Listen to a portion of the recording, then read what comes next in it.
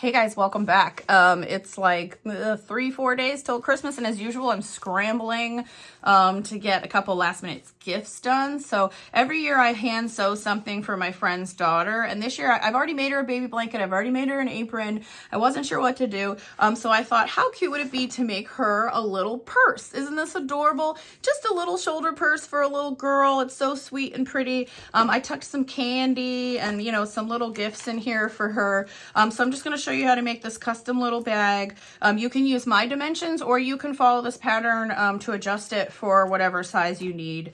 If you want to make just a little, little satchel for some little kid that you love. I mean, you could also make this for a grown-up. I'm not saying this has to be for a child, for whatever you want. But either way, it's a cute little bag, ridiculously easy project, definitely making less than an hour. A perfect beginner project, also perfect for a child who loves to sew. So let's go ahead and get our supplies and get started.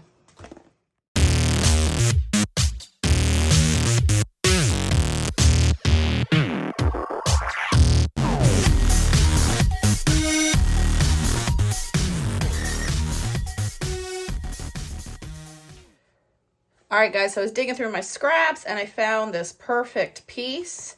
I absolutely love this print. It's so cute and sweet. I probably got it at Hobby Lobby. The best part about this is I use this exact same fabric as one of the fabrics in the baby quilt that I made her for her first birthday. So this is the perfect little whimsical print to make her a purse out of. So go dig in your scraps, see what you can find. We need very little fabric for this project. Okay, you guys, so I got some candy and a little gift here for her. And the way I worked out this pattern was I just wanted to make sure this little purse would hold these two things that I've got here for her. So I laid them on the fabric. I've got it folded in half like this because we are going to sew this basically in a tube like I normally do with right sides together, and we'll turn it inside out like pretty much all my other patterns.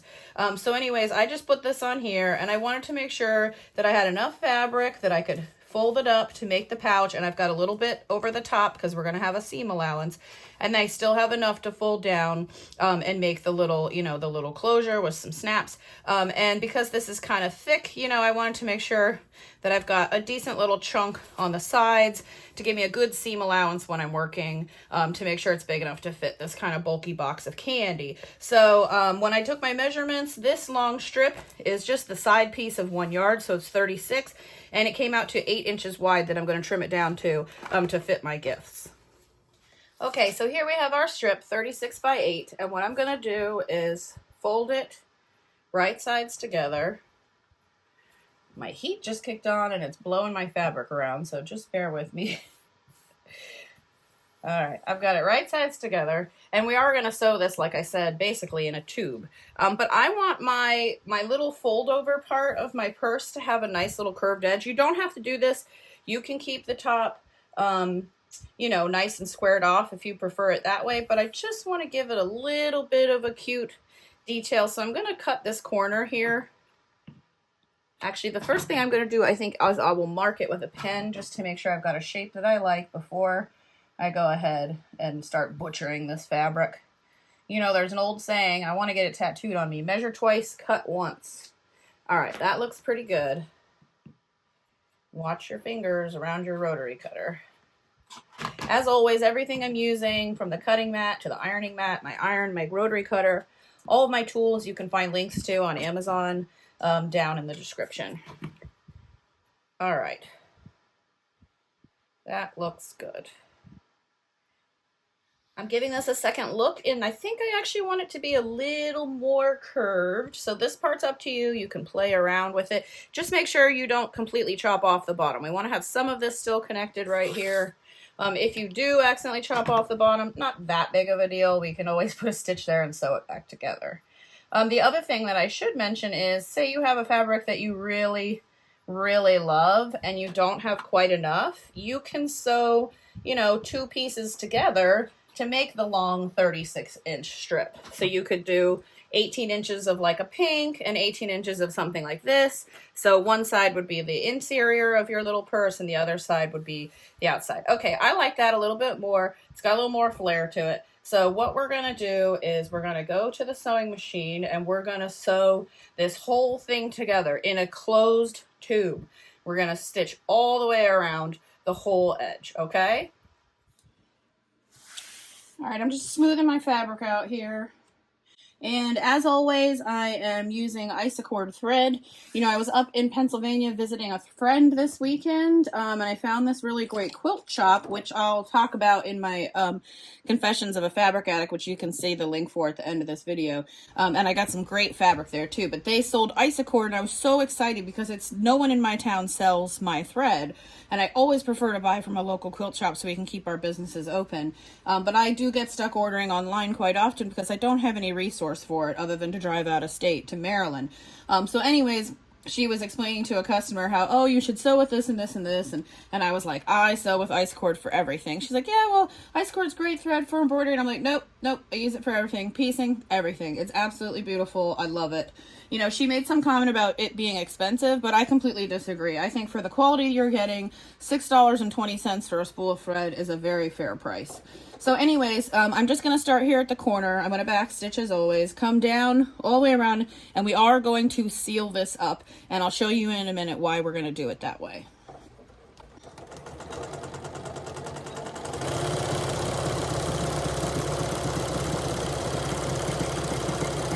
Anytime I'm sewing anything with corners, I always keep my needle in the down position. Some machines will have a button. Mine has one up here where I can choose to keep the needle down when I stop, and that's so when I spin it around like this, I don't lose my place.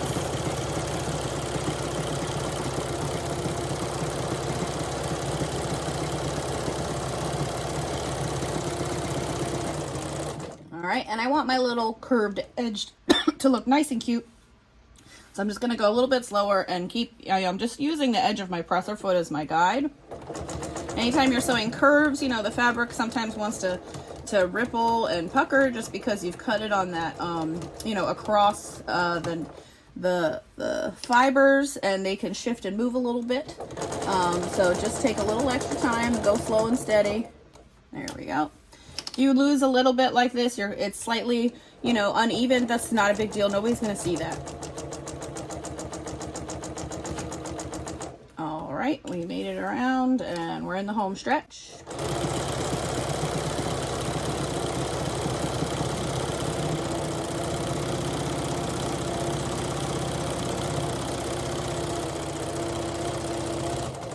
All right, perfect. Now let's take this back to the cutting table. All right, so here I've got my little baggie. So I'm just gonna put my little treats here in the middle.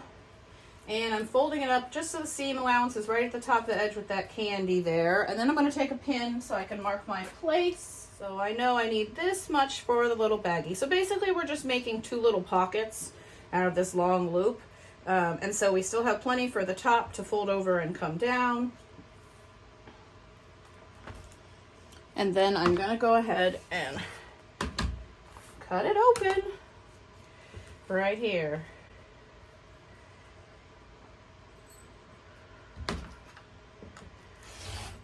All right, the other thing I'm going to do is I'm going to go ahead and trim off just these little corners.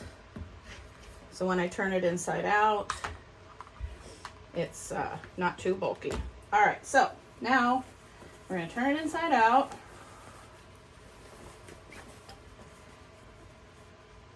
Poke out those corners. And this is a good time to grab something like a knitting needle, or I have this great, what I call my sewing wand that one of my favorite customers, Cindy, sent to me. And you can just use it to gently poke out those corners to make them nice and crisp. You can also slide it along and push out the inside of that seam just to make it, you know, nice and crisp for when we iron it. It just makes it easy to get up in there. You can use a knitting needle, works great. You know, even a dull pencil or at the end of a paintbrush can do the job. Don't use anything plastic though, because you want this to be a tool that you can use when you're ironing. And so anything that could potentially melt would be a no-go. All right, so this looks great. I'm going to bring my ironing pad back over and we're going to press these out.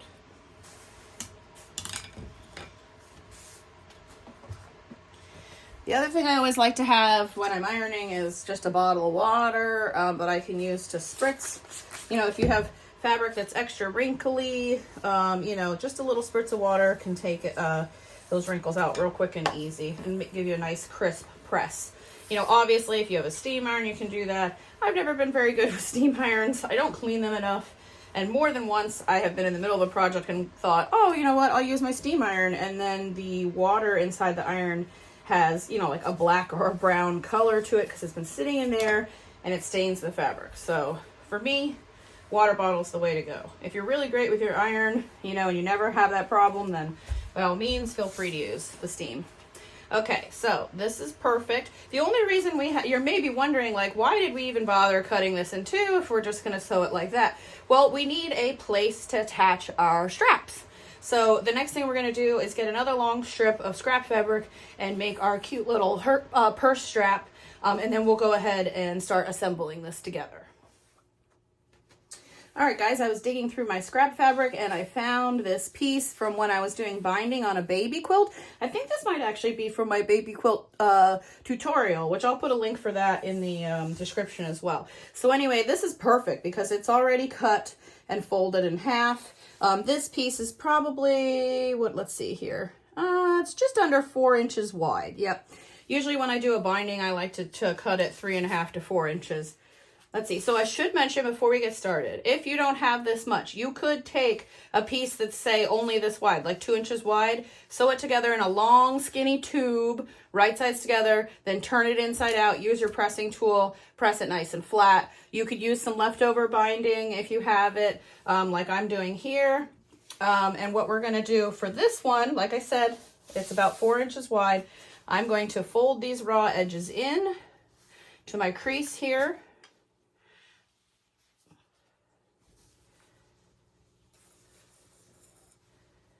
On both sides.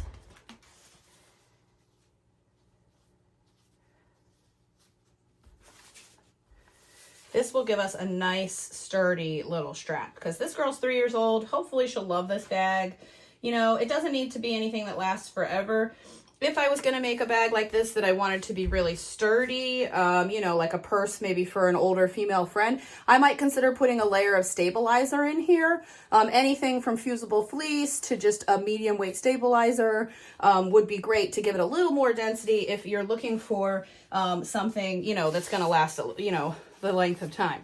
But, you know, this is just a play thing. Mostly it's really just a cute little gift bag that I want to whip up for a quick Christmas gift out of the scraps I have. All right, so as you can see, I folded the sides in to where my crease was, and then I have folded them again. So this is what we have here.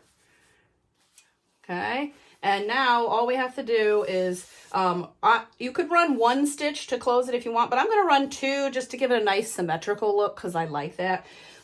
So we're just going to run 2 stitches down either side to give it a nice little detailed top stitch. And then we'll go ahead and we're going to tuck it in the bag and we'll finish this all up. All right, gang, so I switched to this pretty hot pink thread because what little girl doesn't love hot pink? And my strap is 36 inches long. So it was another great, you know, just scrap left over from a yard. And this time I'm running off the little line on my presser foot here as my guide. It's probably about a 1/4 inch. And I'm just going to come all the way down both sides. If you start to get a little ripple, just slow down, smooth it out. You'll be just fine. All right, there we go. Super easy, super cute. Now we can go assemble everything together. All right, gang, so here we have the pieces of our bag. All I did was I just kind of folded under about, you know, a 1/2 inch to a 1/4 inch seam allowance here. Made sure it was nice and straight and pressed it with my iron. The next thing I'm going to do is I'm going to take my straps here. I put a little crease in it like that. I'm going to go ahead and tuck them into this top pocket. I'll tuck them down probably about 1 inch on either side. Just so we got a little bit of a good grab in there because she's only 3, so she'll probably be tugging and pulling on this quite a lot. Then I'm going to tuck the raw edge. I didn't need to fold this over because it's going to be hidden inside this little pocket. So I'm going to tuck this raw edge of our little purse in here. Okay. So we've got that like that. Perfect. And then I'm going to go ahead and put just 2 pins in to hold everything in place. And I'm going to take it to the machine And the first thing I'm gonna do is I'm gonna run a stitch across here to tack all of these down together, to tack the top flap, the straps, and seal the bag closed. So I'm gonna run my stitch fairly close to the top of this fold, just so everything gets tucked in there nice and neat. We don't have to worry about this little flap folding up too much. The next thing I'm gonna do is I'm gonna run a decorative stitch around the top of my little purse here, so when it's folded over it looks nice and cute. And then we will fold the bottom up and we'll run 2 stitches down either side, making sure to back stitch up nice and tight on the top, so when she's stuffing her toys and things in there, if it gets pulled, you know, and stretched a little, we've got a nice sturdy seam. All right, so here we are. Just be mindful not to get your straps caught up or twisted while you're sewing this top seam. And I'm gonna go ahead and pull my pins out, because the worst thing in the world is sewing through a pin. If your sewing machine could make a sound like it's dying, that's pretty much what it sounds like. So I'm nice and close to this top fold here. It's a little bulky, so go slow and steady. Make sure you have a nice sharp needle. If you haven't changed your needle in a while, you should definitely do that. Especially if you have like a simple home sewing machine that you bought maybe at like Walmart or whatever. They don't have this, you know, as powerful a motor. So a sharp needle makes it easier to punch through that bulky fabric, and you always want to go slow. You know, it's important to know your machine's limitations.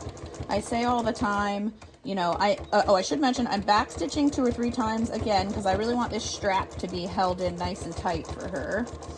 But you know, a sewing machine is like a vehicle. You take good care of it, you oil it, you clean it, you know, it's a motor. It'll last you much longer if you take good care of it and don't push it, you know, harder than it can go. You know, some sewing machines are like the Mercedes-Benz of sewing. Other sewing machines are like the Ford Focus of sewing. So you just got to know what you're working with, so you don't stress it out too much. All right, so there we go. We got our nice little stitch here. Like I said, I'm going to come up and around the top. I am going to flip it over to do this, just because I don't want to accidentally catch my my cute little strap in there. You know, and this seam is just for looks. I'm going to try to keep it nice and even around the outside edge, turning as I go. I'm just using my little, the line on my presser foot here as my guide, and I'm always looking down the road, as I like to say. I'm not looking where my needle is punching. I'm looking right here where my fabric is feeding into my presser foot, because if I'm looking here, by the time I realize I've gone too far, it's too late. If I'm looking here, then I'm a couple steps ahead of my needle before it punches through. So if there is a problem, or there's a pin in the way, or something I've missed, I can catch it, you know, before it becomes a bigger problem. All right, so up and around the top here. Just gonna back stitch to finish that. All right, that looks super cute. So essentially this is what we have right now, just a flap with a strap. And when you fold up, make sure you flip it back over, so you're not folding over, because you don't want your straps inside your bag. You want them on the back side of your bag. So you could put some pins in here if you want to, but you don't really need to. I did press it with my iron for a second before, so it's got a nice crease in it. Again, I'm going to be stitching nice and sturdy back stitches here at this opening. And sometimes, like I said, it gets a little hung up in the bulk, so just lift your presser foot, keep moving.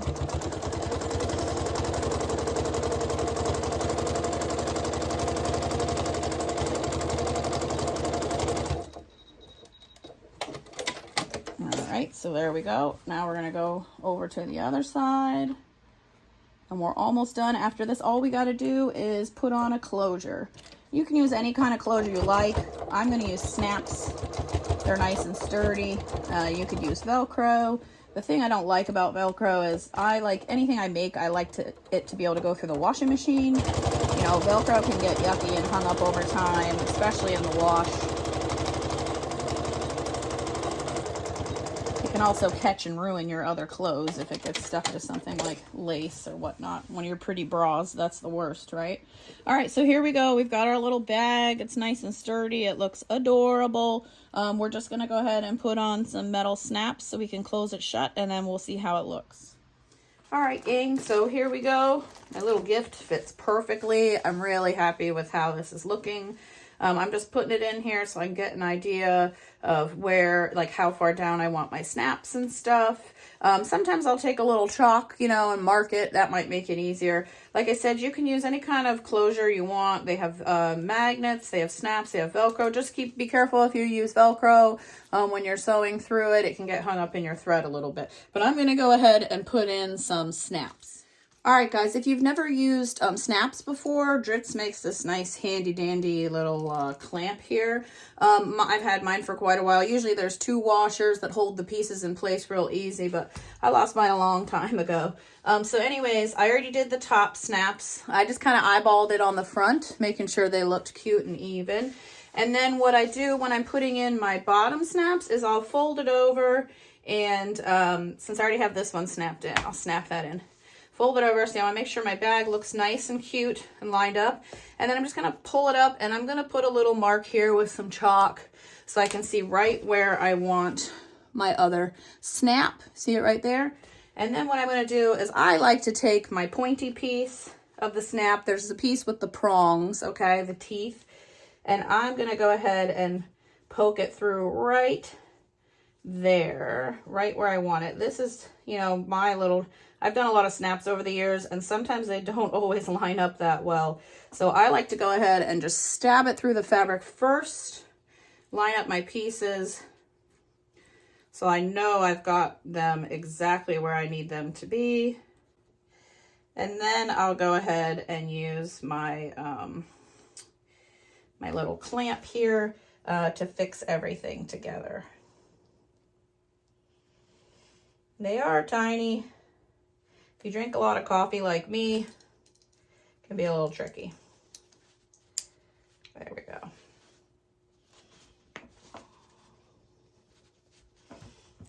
All right, give it a good squeeze. We've got them in there. Anytime I'm making bibs or anything with snaps, I like to, you know, give it a good rip opened. Make sure we've got it in there all right. So there we go. It's perfect. So cute. Probably just press it real quick. Give it one nice pressed crease there. And then let's see if our treats fit in here. And they do. Yay. It's going to be a Merry Christmas. All right. Perfect. Voila. How cute is that? Great little cute play purse. Adorable little baggie. There's some gifts in there. I'll probably like tuck a candy cane out the side or something. And I can't wait to give this to her for Christmas. So I hope you guys really enjoyed this project. If you have any questions, you know, please post it down below in the comments. As always, you can access all my other videos down there. You can access links to all the supplies I use. And you can access links to my social media, which is Mary Kenyon's Coffin Quilts on Facebook, My Quilts Kick Ass on Instagram, and of course my Etsy page where you can purchase patterns and some of the art quilts that I've made. Hope you guys have a wonderful holiday. Thank you so much for tuning in as always, and I hope to see you soon.